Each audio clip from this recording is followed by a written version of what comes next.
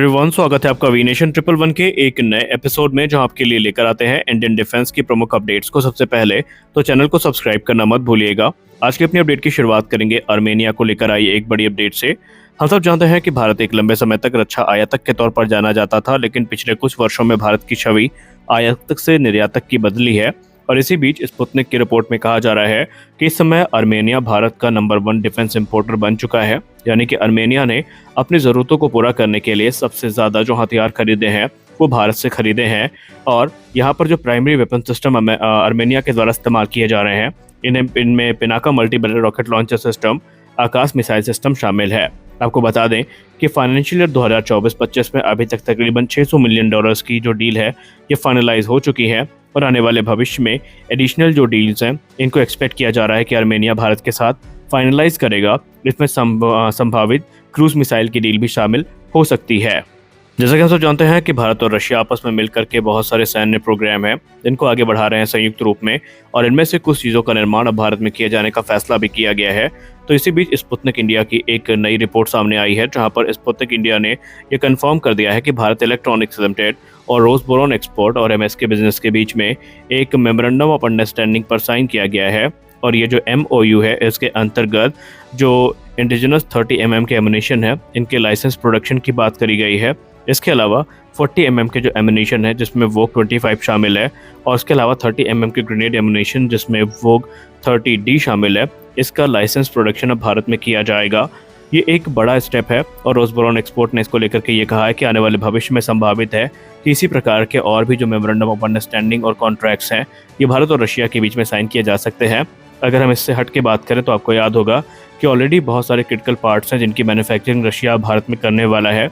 इसमें S-400 air defence system के जो मेंटेनेंस और रिपेयर पार्ट्स हैं इनका प्रोडक्शन भारत में होगा। इसके अलावा सुखोई 30 MKI फाइटर जेट्स के जो क्रिटिकल कंपोनेंट्स हैं इनका उत्पादन भी भारत में हो सकता है, या हमें सुखोई 30 MKI जैसे जो एयरक्राफ्ट हैं इनका जॉइंट प्रोडक्शन भी भारत में होता दिखाई पड़ेगा। और ऐसे में जो सुखोई 30 SM वेरिएंट के तौर पर जिन्हें हम आगे जानेंगे, ये ग्लोबली रशिया के द्वारा सप्लाई भी किए जाएंगे, और इसमें भारत की भूमिका भी काफ़ी महत्वपूर्ण होने वाली है। यानी अब रशिया भारत के साथ एक नया आयाम खोल चुका है जहां पर डिफेंस प्रोडक्शन के रास्ते खुल चुके हैं। हमारे लिए बड़ी अपडेट तेजस मार्क 1A प्रोग्राम को लेकर आ रही है। हम सब जानते हैं कि तेजस मार्क 1A प्रोग्राम में हमें कुछ बड़ी उठापटक देखने को मिली है, जिसके बाद ये प्रोग्राम अधर में लटकता नजर आया था एक बीच, लेकिन फाइनली हिंदुस्तान एरोनॉटिक्स लिमिटेड ने आश्वस्त कर दिया है कि प्रोग्राम अब अपने ट्रैक पर है।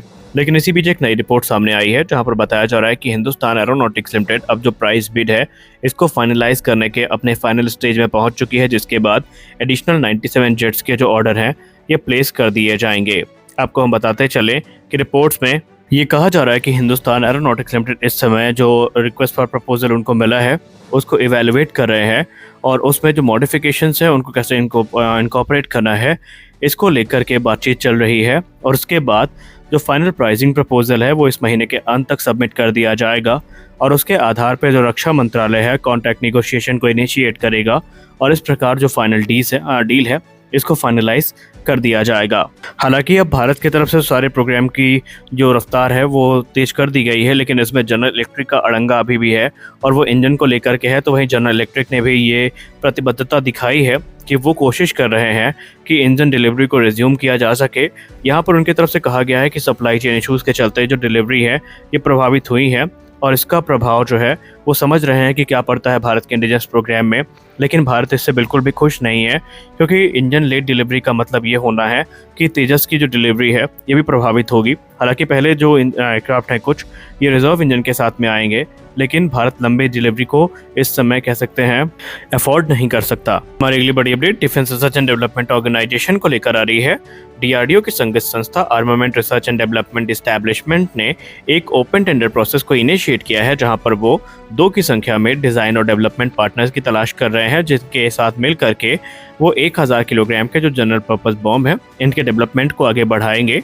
और ये एक क्रूशल प्रोजेक्ट है जिसके आने से इंडियन आर्म फोर्सेस की जो कैपेबिलिटी है ये काफ़ी इन्हेंस होगी। आपको बता दें कि ARDE की तरफ से मल्टीपल जो डिफेंस और इंडस्ट्रियल एंटिटीज़ हैं इनको जो कह सकते हैं इनवाइट किया गया था, और में रिस्पांस भी इनको मिला है। आपको बता दें कि वो कंपनियां जिन्होंने ARDE के इस टेंडर को रिस्पांस किया है इनमें अडानी डिफेंस सिस्टम है, अपोलो माइक्रो सिस्टम है, Bharat dynamics limited, Bharat electronics limited, Bharat earth movers limited, Bharat forge, electronic corporation of India limited, Ganesh explosive private limited. इसके अलावा और भी दूसरी कंपनियां हैं जिन्होंने इस टेंडर के लिए जो रिस्पॉन्ड है वो किया है। आपको बताते चलें कि इनमें से 2 कंपनियों को चिन्हित किया जाएगा और इनके साथ मिल करके जो पूरा का पूरा डेवलपमेंट प्रोसेस है इसको आगे बढ़ाया जाएगा।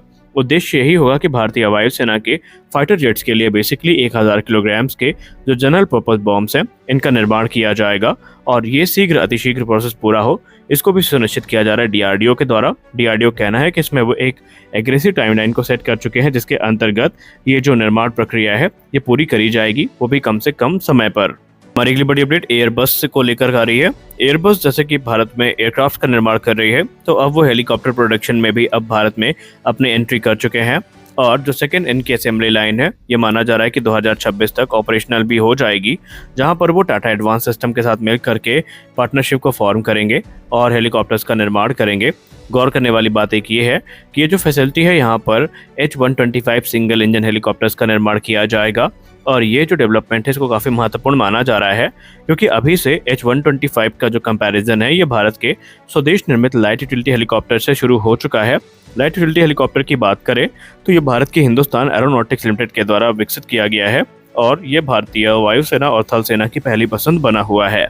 अब अगर हम H125 की बात करें तो ये काफ़ी इवॉल्व हो चुका है और ये एक प्रूवन वर्क हॉर्स है और अलग अलग सेक्टर में इसका इस्तेमाल किया जाता है, यानी कि ये एक कंप्लीट पैकेज को ऑफर करता है। इसमें एडवांस फीचर्स का इस्तेमाल किया गया है, टच स्क्रीन ग्लास कॉकपिट इसमें देखने को मिलता है और गैमन एवियोनिक्स देखने को मिलती है, क्रैश रेजिस्टेंट फ्यूल सिस्टम देखने को मिल सकता है और इसमें हाई स्टैंडर्ड जो है सेफ्टी के वो हमें देखने को मिल जाते हैं। अगर हम एक क्विक कंपैरिजन करें LUH और H125 का तो जो क्रू कैपेसिटी है ये 7 की है H125 में और LUH में 6 की देखने को मिल जाती है।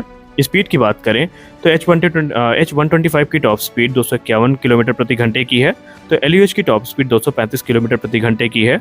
रेंज की बात करें तो H125 की रेंज 629 किलोमीटर की है, वही LUH की जो रेंज है वो 350 किलोमीटर की देखने को मिलती है। और अगली बड़ी update Sukhoi 30 MKI update programme को लेकर आ रही है। दोस्तों हम सब जानते हैं कि सुखोई 30 MKI आने वाले भविष्य में 2055 तक भारतीय वायुसेना की सर्विस में बना रहेगा और अभी तक हम लोग ये जानते हैं कि तकरीबन 51 मेजर और माइनर अपग्रेड्स हमें यहाँ पर देखने को मिलने वाले हैं जो कि अगले 15 वर्षों में इनके अपग्रेड को पूरा कर लिया जाएगा। लेकिन एक और खास कैपेबिलिटी जो सुखोई 30 MKI को दी जा रही है अपग्रेड के थ्रू वो होगी मैन अनमैन टीमिंग की, यानी सुखोई 30 MKI अपने साथ ऑटोनोमस ड्रोन को कैरी कर सकेगा, उनको ऑपरेट कर सकेगा और आज के मॉडर्न वॉरफेयर में आप सब जानते हैं कि ऑटोनोमस ड्रोन्स की भूमिका कितनी महत्वपूर्ण बन चुकी है। तो ये एक बड़ी कैपेबिलिटी है जो सुखोई 30 MKI को प्रदान की जा रही है। तो कुल मिलाकर के भारतीय वायुसेना अपने इन फ्रंट लाइन फाइटर्स को एक लंबे समय तक ऑपरेशनल रखने वाली है और ऐसे में ये अपग्रेड बहुत महत्वपूर्ण बन जाता है। तो आज के इस वीडियो में बस इतना ही। आशा करते हैं कि ये वीडियो आपको अच्छी लगी होगी। वीडियो अच्छी लगी तो वीडियो को लाइक करिए, नए चैनल को सब्सक्राइब करिए क्योंकि हम आपके लिए ऐसी रिपोर्ट्स को लेकर आते रहते हैं। तो मिलते हैं अगले वीडियो में, तब तक के लिए जय हिंद।